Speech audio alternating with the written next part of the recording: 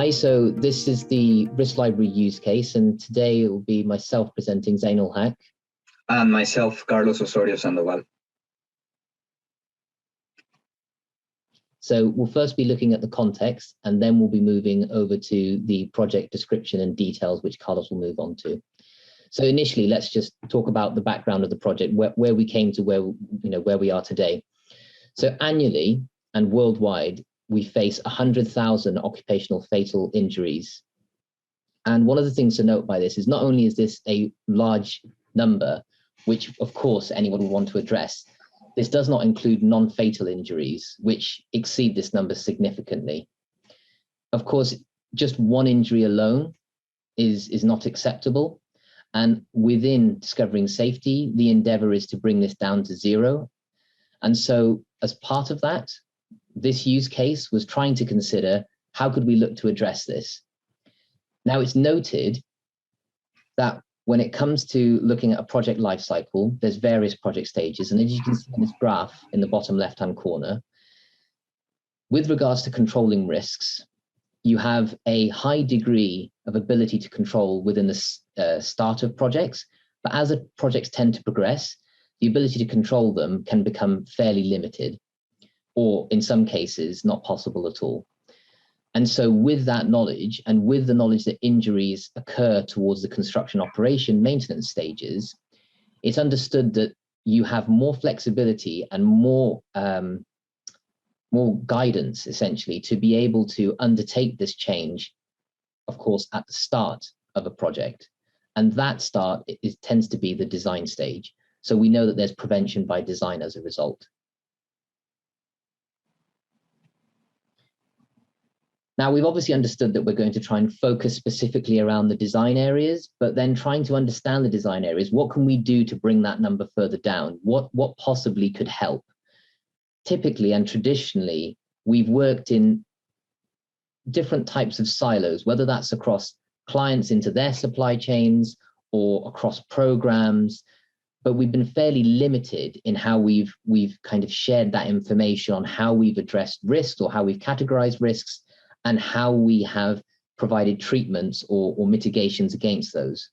So the information itself is fairly disaggregated. Now, there are standards with industry like PAS 1192 Part 6. There are tools like 3D Repo Safety Base, which work off the top of that, but these also look on very much a project by project basis. They don't talk about it at a program level, and they most definitely do not talk about it at a national level. So given that this project sits within LRF and that it is worked on by the Health and Safety Executive and the University of Manchester, as well as the wider partners, it was considered that we should look at how to build a risk library, which doesn't look at it just from a company level, but from a national level, and how we can provide through that risk library treatment suggestions based on the categorization of risks. So what have we done that would be considered new? So as I mentioned before, PAS 1192 Part 6 is already existing in the industry, and we already have tools like Safety Base, 3D Repo Safety Base, as you see on the screen. Now, the categorization of these risks, that is what's new. So you can see, for example, associate activity, element type, those comments at the bottom. You can see all of those are new, as well as the actual treatments that propose as a result of that categorization. Those are new as well. So providing this functionality within an operational space, as well as developing an ontology that suits that, that is what has been developed under this program and is what is being trialed and tested. Now, one of the ways in which we wanted to consider this, so I mentioned design initially, LRF and health and safety generally can be categorized at a much higher level. So we can talk about health and safety and well-being risks right at the top level. But the problem with that is then you could almost be looking at trying to boil the ocean. So if we try and peel back the layers of the onion and start saying that, well, we've got the health and safety risks, we then say, let's take our focus to the UK. Again, lots of sectors, lots of different risks across those sectors. Let's then focus on construction projects. And then let's focus on risks identified during the design phases. So we can really make sure that as part of a use case, we're tackling a key area. And it's not saying that the rest are not important. They most definitely are. but let's find an area we can focus on first and then move our lessons learned into other areas as well. Now, as part of the work, as I mentioned before, through trialing the tool and through developing this risk library, we've had to engage with members of the industry. So here we've got a few of them, so the likes of AstraZeneca, Atkins, Multiplex, and Heathrow. And what we're doing with them is we're taking them through projects that they currently have that are active, and they very kindly offered these projects for us to be able to work with them to pull anonymized data from their projects into this joined up risk library, which they'll all benefit from by being a part of. Of course, this is quite a detailed process, so that's why we've kept the group fairly small. And so that kind of leads on to what the next steps are. We can't continue to undertake pilot projects because they're quite a dedicated way of operating. The most effective way to take this further forward would be to develop a community of practice, which we are doing at the moment and will be mentioned across other videos as well, I'm sure. And as part of that, we want to have the risk library opened up to as many people on that community of practice as possible. The other thing we'll be doing, as I mentioned, there is an ontology. We'll be expanding that ontology to understand how it not just looks at risks and treatments, but how it moves into incidents as well. So we can try and join all of these aspects together. And by understanding how risks and their associated treatments can eventuate into incidents or accidents, we can then start to prioritize the treatments as well, to say, rather than just having a plethora of treatments at our disposal, we can have a structured list which tells us that this is the most preferred treatment in this particular risk scenario. And so now I'll move on to the project description itself, and Carlos will do that. Thank you, Shane. Yeah, I'm going to talk about the project details a little bit. So as Shane has already mentioned, one of the first things that we did to create this risk library is to develop the ontology that it sits on top. After creating the ontology, we started sourcing some risk scenarios from real-world events reported in text, either in reader reports or press releases. And then we mapped these identified scenarios to treatment prompts by bringing together experts in focus groups to find which treatments are appropriate to address the situations that are found in the risk scenarios. And then we developed a prototype of the risk library, which we then implemented in building information modeling environments, both in 3D and 4D environments. And then we are evaluating the implementation of the risk library through the pilot projects and also through surveys among experts. This is the risk scenario ontology. It consists of 6 concepts that form what we call the risk scenario, which is the situation that requires a treatment to address. These 6 concepts are the construction scope, associated activity, element location, and building element, which together trigger a risk factor, which is the cause behind a risk that then requires to be treated. What we are doing to develop and enhance the risk library is to find risk scenarios and appropriate treatments to mitigate them at different stages in the design phase of projects from multiple sources. Like we mentioned before, we are extracting risk scenarios identified by designers piloting 3D repos safety base with the ontology that we just mentioned.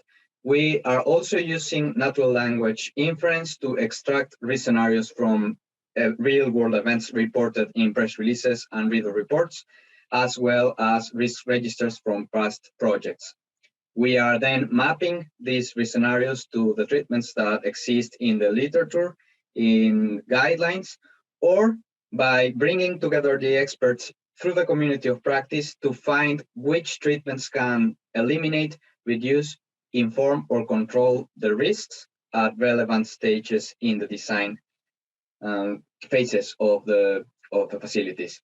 And then the risk library can be deployed in 3D and 4D BIM environments, or as a database that we can query to find the appropriate treatment when we identify a risk scenario.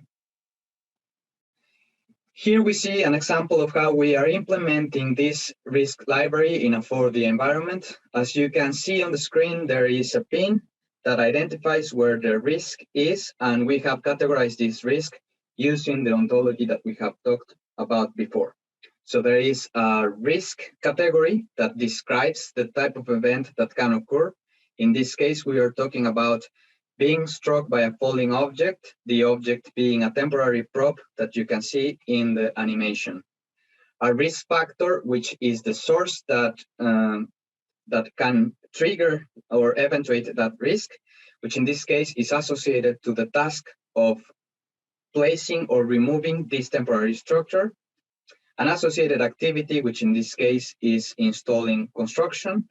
A construction scope, which is describing the type of work that is being done. In this case, it's an excavation for a deep basement.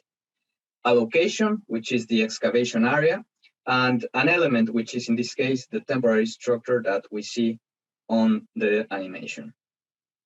We've had very positive feedback from industry. These are the results from a survey that we conducted with a group of experts, where 85% of respondents said that the risk library supports the selection of appropriate treatments for identified risk scenarios, and 77% of respondents said that the treatment suggestion feature of 3D Repo Safety Base can improve organizational health and safety management processes, and it also has the potential to improve overall health and safety in construction.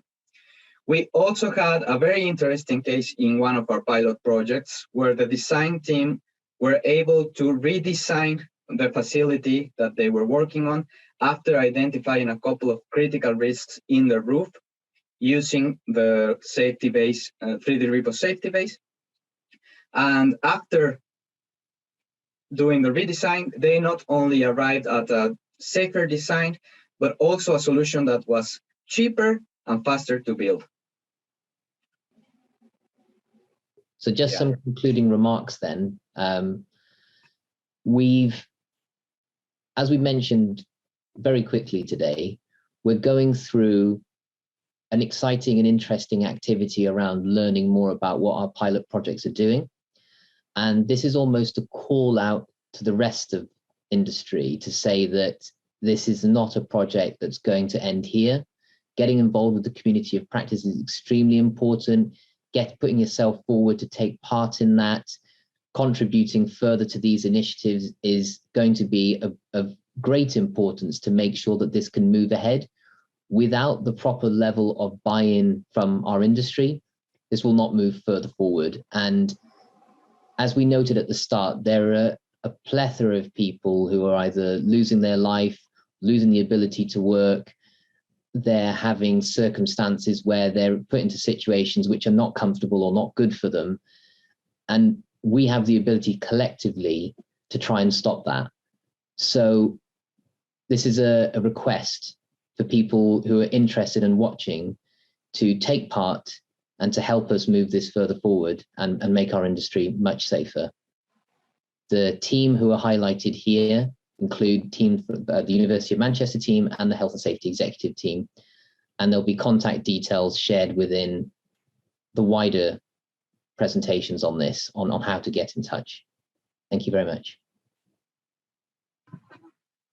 Okay, my name's Gordon Crick. I'm been involved on the technical side of the project for the HSE. I wanted to stress the big conclusion to make here, which is the detail that we've seen of working with the ontology, working with the risks, but focusing early in the design and planning stages of the project has real potential to improve dramatically. And I think we are committed to the idea that improving the way we manage risk, improving our predictability and treatment of risk in the design phase is an area where we can actually make a difference to the plateau of health and safety performance which we have in this country. And I'm confident this project is adding to this impetus.